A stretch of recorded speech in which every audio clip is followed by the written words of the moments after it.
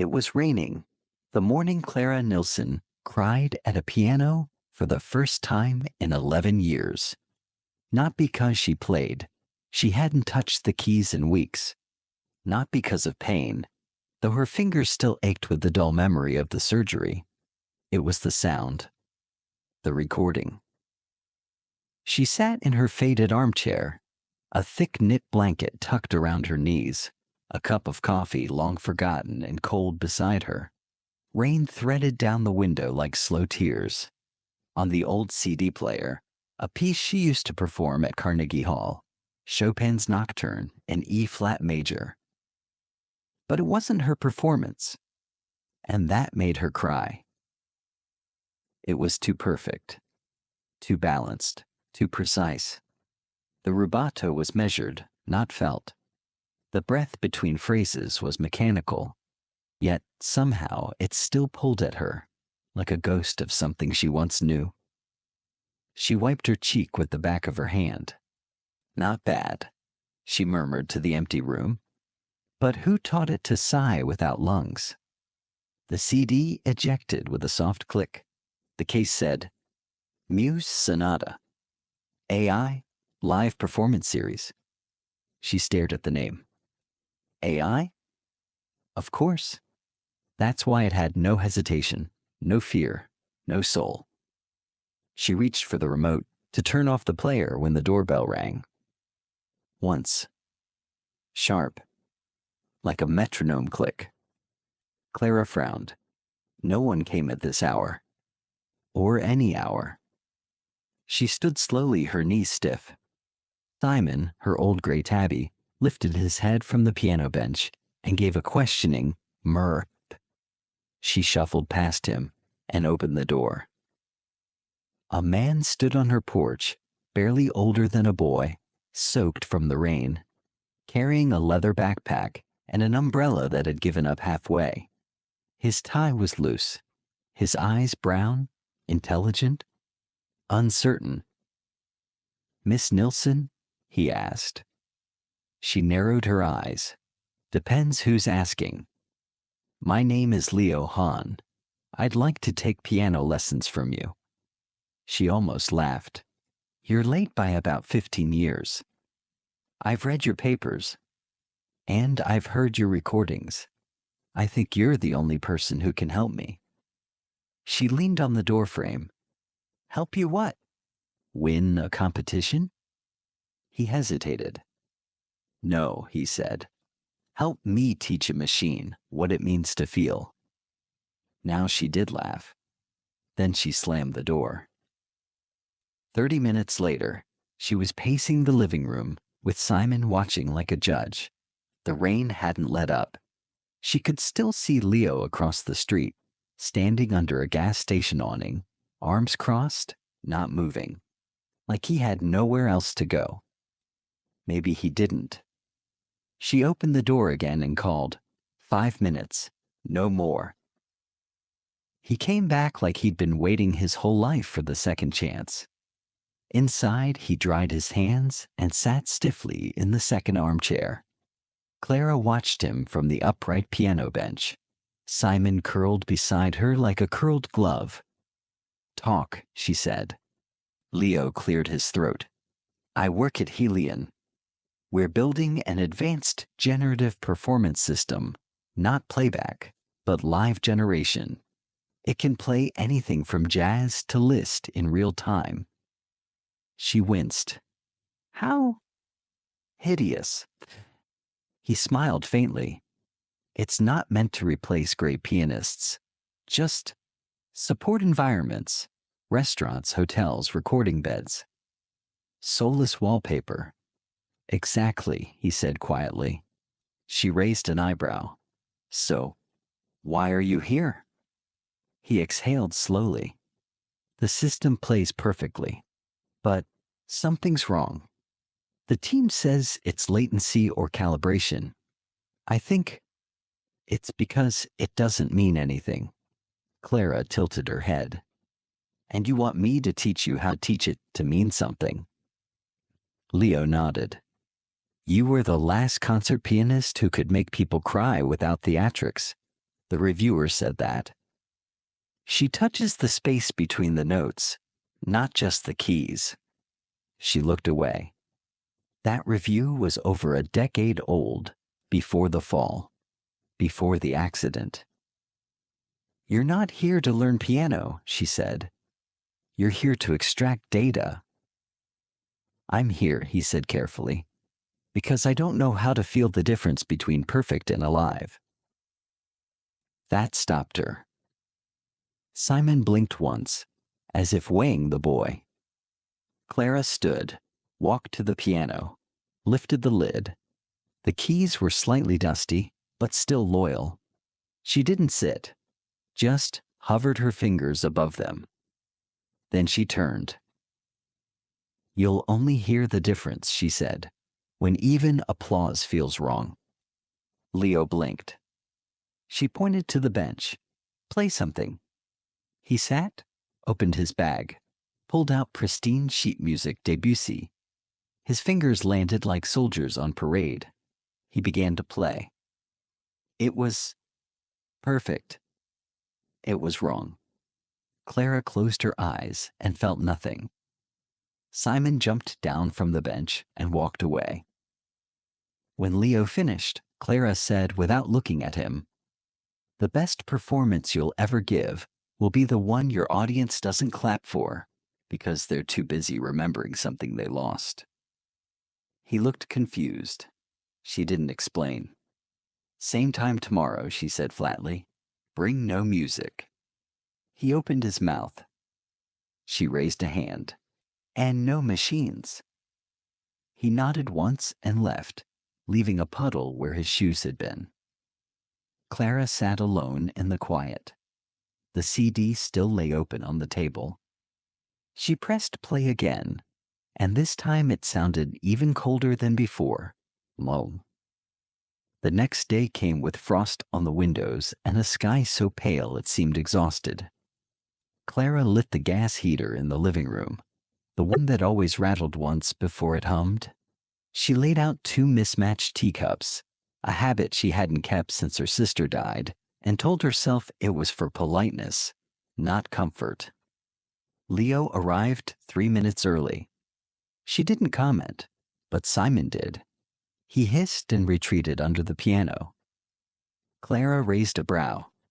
He doesn't hiss at everyone. Leo hovered by the doorway. "Should I come back another day?" "No," she said, and motioned to the bench. "Play." He sat, a little less confident than yesterday. "What would you like to hear?" "I told you no sheet music." "I memorized Chopin's Prelude No. 4 last night." She snorted. "I said no machines. Memorization isn't understanding." Leo hesitated, then placed his hands on the keys. He began to play, soft and low, every note falling exactly where it should. But it wasn't there. It wasn't real. Clara stood, walked over, and with 2 fingers, gently pressed one of his hands off the piano mid-phrase. He stopped. She leaned close. "Did you hear that?" she whispered. Leo blinked. "Hear what?" "Exactly," she said. "Nothing. That's what your music sounds like. Nothing." He flushed. "I'm doing what the composer wrote." "No," Clara said, circling behind him. "You're mimicking what someone else captured. That's not interpretation, that's regurgitation." "I'm trying," he snapped, voice rising. "It's not like I grew up hearing lullabies and jazz vinyl. My mom was a neurologist. My dad was a patent attorney. Music was achievement." Clara paused. A beat of quiet passed. Then gently, "That's the problem." Leo turned to her, hands still poised above the keys. She walked over, pulled a crumpled photo from the stack of sheet music on top of the piano, an old dog-eared black and white. Clara at 20, seated at a concert Bosendorfer, face full of light. "Do you see this?" she asked. He nodded. "I look like I'm flying, but that day, my mother had just died. I played because I couldn't stand not playing." Leo stared at her. He didn't speak. She tapped the keys in front of him. "Now, play something for someone you miss." Not think. Play." He swallowed, hesitated. Then his fingers moved. Slower this time, tentative. The melody stumbled in the second bar. One note cracked too hard, another too soft. He grimaced but kept going. And something happened. The room changed. Even Simon emerged, blinking from under the piano. Clara didn't smile, but she didn't stop him either.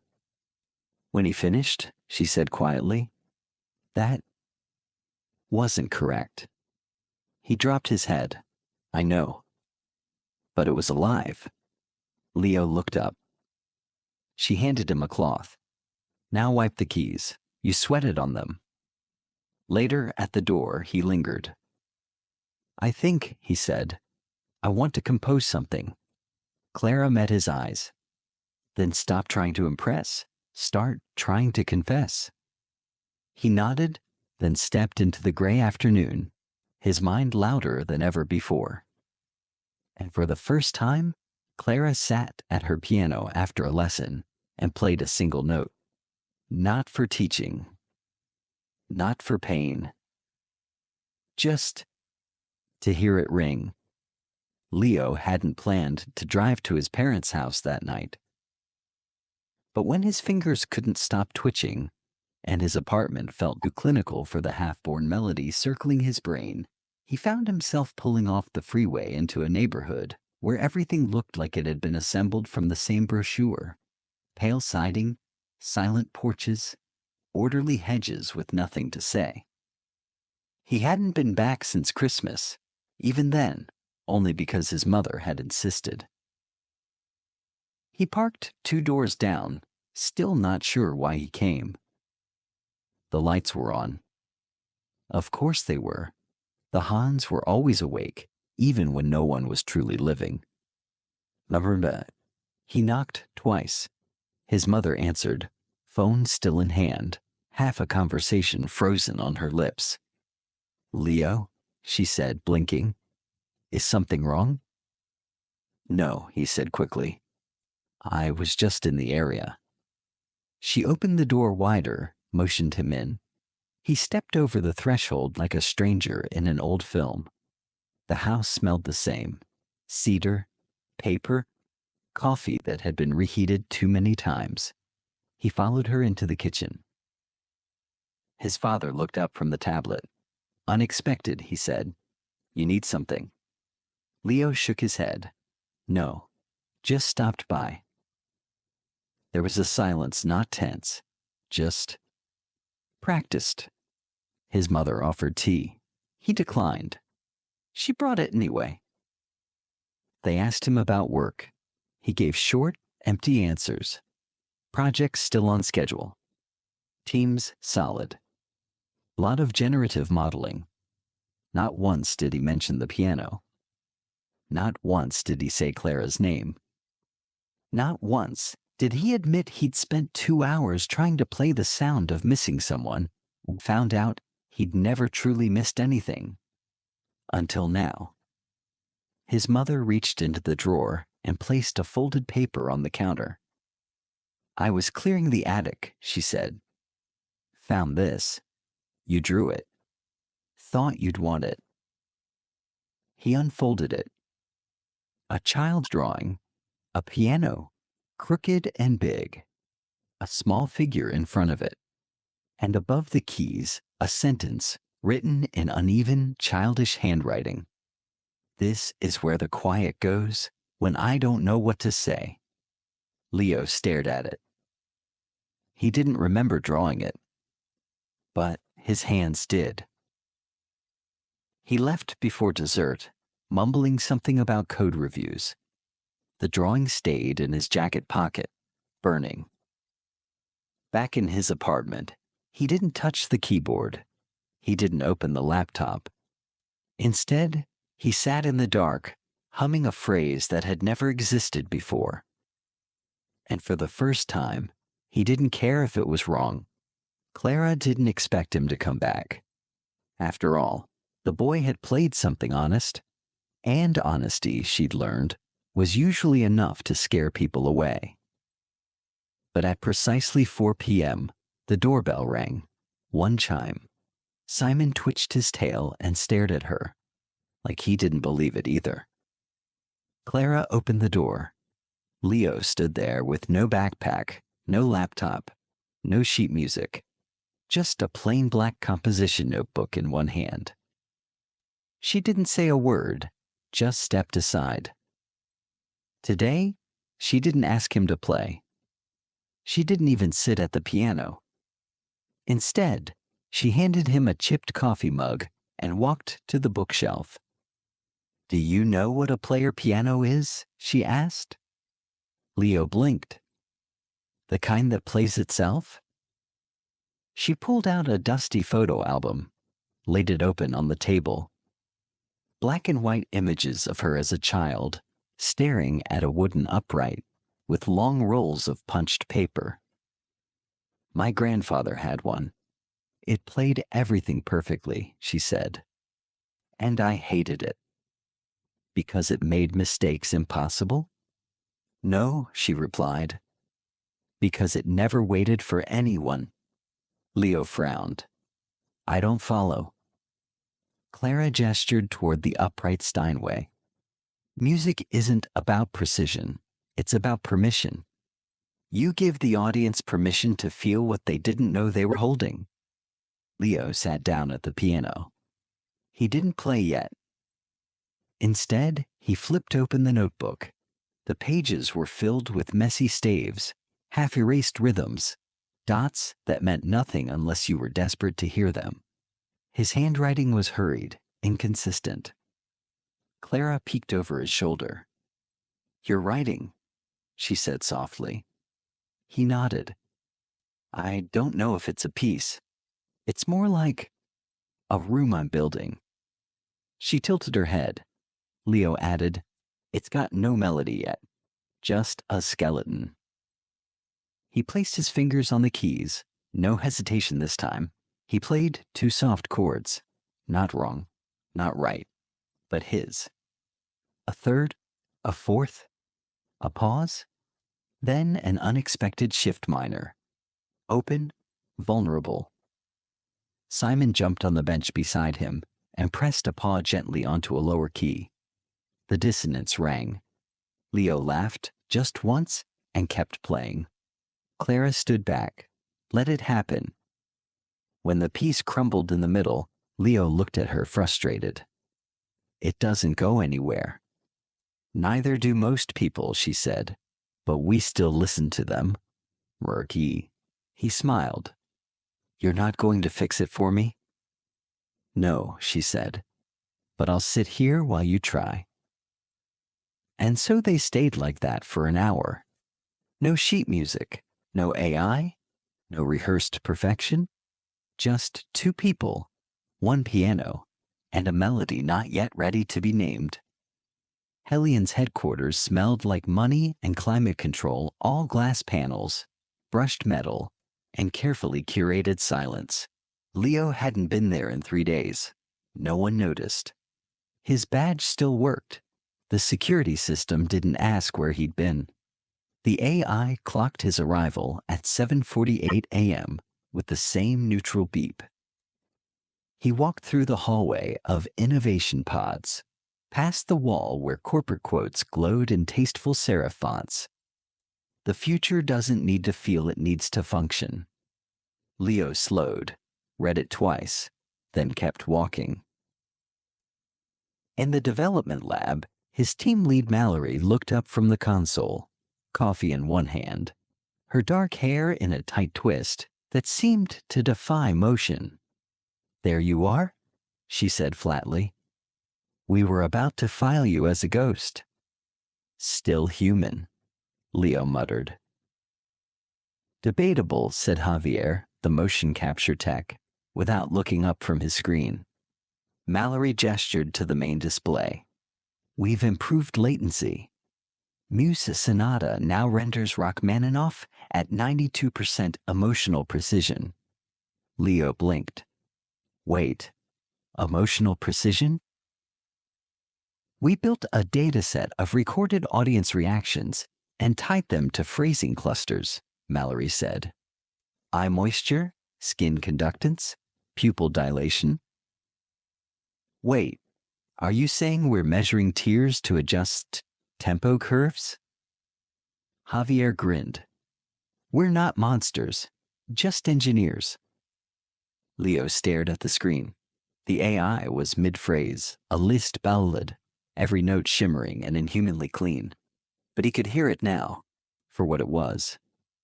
No hesitation. No question. No story. He stepped back. Mallory noticed. What? He swallowed. Have you ever cried because of a chord? Cried? She blinked. We're building assistive art tools, not therapy apps. Leo looked at the waveform. But people cry when they remember something, and we don't remember what's perfect. We remember what cracked. Mallory folded her arms. If you're about to go rogue on me, Han. No, he said. I already did. He reached into his bag and pulled out the black notebook. What's that? A mistake, he said. Which means it might be worth something.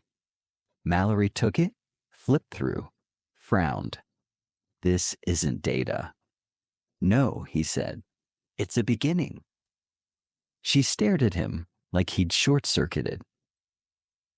Do you have any idea how much the company's invested in this model? Leo looked her in the eyes. Do you have any idea how it feels to play something that's yours and be seen for it? Mallory didn't answer. Leo turned and walked out. He didn't go to his desk, didn't log his hours, didn't shut down the terminal. He just left down the sterile hallway, past the quotes, out into the street. And when he reached his car, he didn't start the engine. He just sat there, listening to the silence between his thoughts, wondering how something so still could feel like music. Clara didn't open the door right away. She'd seen Leo's car pull up from the window, the same blue compact with the broken rear light and a sticky note that read, "Get tires, dummy," still taped to the dashboard. But she didn't move. Not at first. She sat at the piano, hands in her lap, a metronome ticking steadily beside her like a stubborn heartbeat. The house was too quiet. Even Simon was hiding in his favorite basket, half asleep but alert. She had tried to play that morning, one of her own compositions, a waltz she wrote years ago for a friend who never came to hear it. But something had caught in her hand, not the bones, the breath. When she touched the keys, it felt like the sound didn't belong to her anymore. A knock came. 2 short raps. She stood slowly, fingers curled against her side. Leo was standing there, windblown, eyes brighter than she'd seen before. Not joyful, but awake, alive. There was something unsettled in him, like a chord still ringing long after the hands had left the keys. "Come in," she said before he spoke. They sat at the piano without speaking. The notebook lay between them like a secret neither was ready to read aloud. Nader. Finally, Leo opened it and slid it toward her. It's not finished. Clara skimmed the page. The melody staggered. The time signature changed 3 times. The harmonies were strange tense, unresolved. It was beautiful. She touched one note with her finger, Play this? He did. Then another, and another. They built the piece together, phrase by phrase, a conversation neither had the courage to voice. At one point, Clara stopped and lifted her hands from the keys. Her fingers trembled, not from effort, from something deeper. Leo noticed. Are you okay? She smiled faintly. I haven't played with someone in 15 years. He blinked. Why not? She looked at the metronome. It had stopped. I lost someone. Then I lost my nerve. Then I lost the silence. Leo didn't ask what that meant. He just said, I think maybe I've never had any of those to begin with. They sat in it, the grief, the shared absence, the gift of presence. And when they played again, it wasn't flawless. But it made Simon sit upright and blink slowly, the feline version of applause. When they finished, Leo whispered, That was real. Clara nodded, eyes misted. You don't need applause when the room already knows. Outside, the wind knocked a branch against the window. It wasn't music, but it was alive. The next morning, Leo drove out of the city with a box on his passenger seat and a folded scarf tied around his wrist, a nervous habit from childhood he recently rediscovered. He didn't tell Clara where he was going. He needed to do this alone. The address was an old townhouse just outside Bellevue, a retirement complex that used to be a nunnery. The lobby still smelled faintly of frankincense and polish. Leo signed in under the name E. Hahn, though no one checked. He found her in the communal reading room, surrounded by 3 women playing cards and ignoring the actual book club scheduled for that hour. Bangui, he said. His grandmother looked up, eyes clouded but alert, her thin hands trembling only when she reached for his face. My little piano man. Leo flushed. He hadn't played for her since he was 9. Back when she gave him a cassette tape of a pianist she loved, one who wasn't famous, whose name she couldn't pronounce, but who made her weep every time the second movement came on. The tape had cracked years ago. He now held something else. He placed the small portable speaker on the table. Press play, he said softly. His grandmother looked confused. Is it K-pop? He smiled. No, it's me. She touched the button.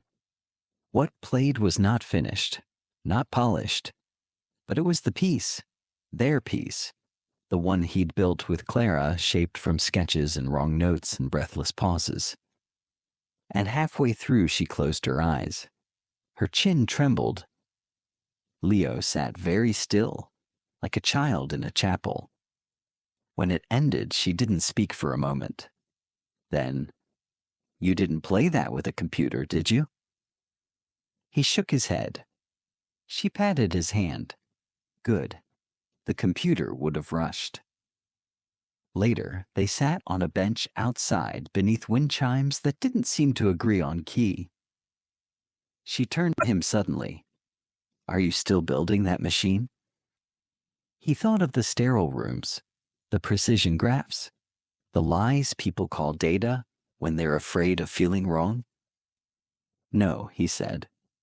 She nodded. Then play until you cry. That's how you know the strings are still inside you. Before leaving, he gave her the box. Inside, an old cassette recorder he had refurbished, and a blank tape, so she could start again too. That night, he sent Clara a text. Tomorrow, I want to record it, not the clean version. Ours. She didn't reply with words, just a music note emoji, and a photo of Simon curled on the piano bench, eyes closed, ears forward, as if he was waiting. The morning of the recording, Clara burned the toast. She never burned anything, not because she cared about precision, but because her hands had learned rhythm better than clocks ever could. Still, the toast was charred. The kettle whistled too long. Her cardigan smelled faintly of lavender and something nervous. Simon circled her ankles. She almost asked him if she looked presentable, then decided she didn't care. When Leo arrived, he was carrying a small portable mic stand, a battered laptop, and a bundle of cables he barely managed to keep from tangling around his wrist. "You're not plugging me into a cloud, are you?" she asked, narrowing her eyes. He grinned. "I swear. Local only. Analog soul. Digital body." "You sound like a philosophy student in crisis." He shrugged. "Aren't we all?" They set up the mic awkwardly between them. The living room wasn't soundproofed, and Leo insisted they not record in the sterile studio Hellion had once offered. Clara's apartment had warmth in its walls. The floor creaked like an old friend. Simon purred loudly from a sunbeam. It was imperfect. It was real. Clara sat on the left, Leo on the right. The keys belonged to both of them. He nodded once. She began just one note, long, soft, like fog rising off a lake at dawn. Then he answered. 2 notes, a climb, a stumble. They built the piece, not with correctness, but with confessions. Clara's wrist wobbled near the third measure. She missed a pedal. Leo didn't cover for her. He waited. She looked at him, smiled, and pressed forward. Midway through, a siren passed outside. Clara looked up. Leo leaned into the keys as if to catch her. Simon sneezed once, off cue, and the mic picked it up. They didn't stop. Because music doesn't stop for life. It folds around it. By the final phrase, Clara's hands were trembling, not with weakness, with release, as if every note was loosening something she'd buried. Leo slowed for the last chord, then let it ring long enough to fade into the room. He didn't press stop. They sat in the quiet. Clara's eyes shimmered. "You know what that was?" "A mess," he offered. She shook her head. "That was music," she whispered.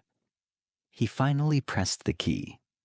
The laptop screen froze on a single waveform, imperfect and uneven. Alive. Clara didn't usually receive mail. Bills came digitally. Friends had long stopped sending holiday cards, but that afternoon, after Leo left with the files still loaded on a flash drive and a promise to do something brave with it, she found an envelope in her mailbox with no return address. She opened it carefully, expecting a political flyer or a charity plea. Number inside was a letter. Typed. Formal. "Dear Miss Nilsson, we are reaching out to request the use of your name and recordings in an upcoming AI training module for expressive piano performance. The goal is to deepen emotional realism in generative music systems for background environments, public venues, and adaptive film scoring. You will be compensated and credited accordingly." She read it twice, then tore it in half, and again. Then she put on her coat, fed Simon early, and walked into town for the first time in weeks. Meanwhile, Leo sat in his apartment, staring at the screen. The recording was open. The waveform blinked like a quiet pulse. He clicked upload. Not to Hellion, not to any music platform, but to a public archive, the kind musicians use to share work without contracts or algorithms. He marked it as Live Unpolished Improvised, and under artist name, simply typed L. Han C. Nilsson. He didn't check the stats, didn't add hashtags. He just left it there like a candle on a step. That night, he received a message from someone named Ellie McGraw, a music teacher in Maine. She wrote, "I played this for my daughter. She has a heart condition and doesn't sleep well. But tonight, she closed her eyes during the second pause and whispered, 'Mom, it sounds like someone is remembering me.'" Leo read the message 5 times, then sent it to Clara with no caption. She didn't reply. But the next day, when he arrived for their usual lesson, the door was already open. On the piano sat a printed email reply, signed by Clara in ink. "I decline." Because no matter how perfect your machines become, they won't remember what it felt like to fail in front of someone who stayed. At the bottom, Simon had pawed a smudge. And in the corner, Leo noticed something new. His composition now hand-copied in Clara's writing, framed beside an old photo of her first stage. It didn't need a title. The room remembered. The Community Arts Center smelled like floor polish and borrowed dreams. Leo stood backstage, heart thudding louder than the children's choir rehearsing down the hall. His palms were sweating. His tie was crooked. He didn't know if Clara would come. But he'd booked the room anyway. 1 piano, 40 folding chairs, a mic someone forgot to test, a sign outside that said, "Tonight, live music, free, honest." He thought maybe 5 people would show. At 7:05, there were 32. At 7:10, there were 40. At 7:15, Clara walked in. She wore black slacks, a navy blouse, and the kind of scarf only women of a certain generation could wear without irony. Her cane tapped lightly as she moved. Simon was not far behind in his carrier, meowing once in protest before someone brought him a cushion near the stage. Leo met her eyes. She nodded once, then sat beside him on the bench. They didn't speak. They didn't need to. The lights dimmed. Leo leaned toward the microphone. "This piece," he said, "has no title because we're still in it." Clara pressed the first key. It wasn't perfect. There was a cough in the third row. The piano was slightly out of tune. Clara's wrist spasmed once, and Leo missed a cue. But the audience leaned in, breath held. At one point, Clara stopped playing entirely. Leo picked up the phrase, not by design, but by instinct. And she just sat there, eyes closed, hands in her lap, listening. The final note rang longer than necessary.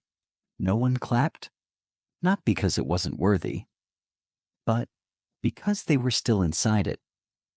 Then, slowly applause, not explosive, but present, warm, alive. Afterward, a young woman approached. She wore headphones around her neck and tears down both cheeks. "I'm a composer," she said to Leo. "I haven't written anything in 6 months. But you made me want to try again." Clara patted the woman's hand. "Start by playing something you don't know how to explain," she said, "and let yourself get it wrong." That night, back at the apartment, Leo pulled out the notebook. Page after page of notes, crossed out lines, wild ideas. He flipped to the first sketch, the one with 3 uneven chords and a shaky time signature. Then he turned to a blank page and wrote, "Practice makes human," for Clara. For every imperfect note that felt more real than silence. And under that, "This piece never ends." The first snowfall came early that year. Clara sat by the window, wrapped in the blanket she used to keep folded for guests who never came. Now it was hers, and she no longer felt the need to apologize for the softness. Simon lay curled beside her, older now, slower but still listening. The piano hadn't been played in 2 weeks. Not since the last time Leo came by. With news that the AI division at Hellion had been officially retired, funding shifted to community programs in music education. No one made a speech, no headlines, just silence. The kind that closes doors without slamming them. Leo had started teaching at a local youth center. On weekends, he performed small sets, some improvised, some Clara's pieces, some his own. He didn't record them anymore. He let them disappear into the room like breath. Sometimes people stayed after just to thank him for making them feel something they hadn't named in years. Clara didn't play much now. Her fingers rebelled more often, but she listened. To birds, to wind through the window pane, to her own heartbeat at night when sleep refused to come. And sometimes when it was quiet enough, she swore she could hear Leo's hands on the keys, again not from recordings, not from memory, but from something deeper. Not performance, not perfection, just music. On the wall above the piano hung a single photo, the two of them on that folding chair stage, laughing in the middle of a mistake. Below it, a note in Leo's handwriting. Perfect was never the goal, just human. Clara smiled. She didn't need to play it again. It was still echoing where the silence used to be. Have you ever heard a performance that moved you? Not because it was perfect, but because it was human? Tell us in the comments. Would you rather hear a flawless machine or a trembling note that remembers something real?